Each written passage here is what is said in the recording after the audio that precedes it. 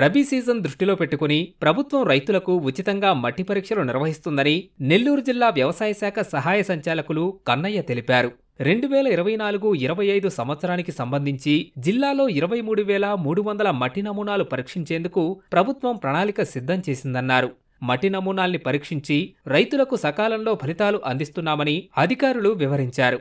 2024-25 సంవత్సరానికి నెల్లూరు జిల్లాకి ప్రభుత్వము 23,300 మట్టి నమూనాలని లక్ష్యంగా నిర్దేశించడం జరిగింది.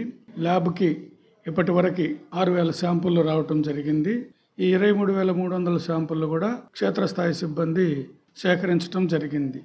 మనకు ల్యాబ్లో టెస్ట్ చేయడానికి కెమికల్స్ అయితేనేమి, ఎలక్ట్రిసిటీ, గ్యాసు, లేబరు ఇవన్నీ కూడా కలిపి ఒక్కొక్క శాంపుల్కి 200 రూపాయలు ఖర్చు కావటం జరుగుతుంది. దీనికంతటికి కూడా ప్రభుత్వానికి ప్రతిపాదనలు పంపించటం జరిగింది.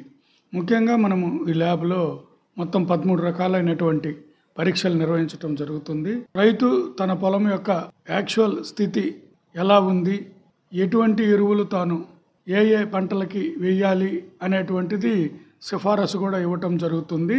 ముఖ్యంగా సేంద్రియ కర్బనాన్ని నేలల్లో పెంపొందించుకోవాల్సినటువంటి అవసరం ఎంతో ఉంది. అదేవిధంగా స్థూల మరియు సూక్ష్మ పోషకాల యొక్క సిఫారసులను కూడా ఆ సాయిల్ హెల్త్ కార్డుల నందు నమోదు చేయబడతాయి.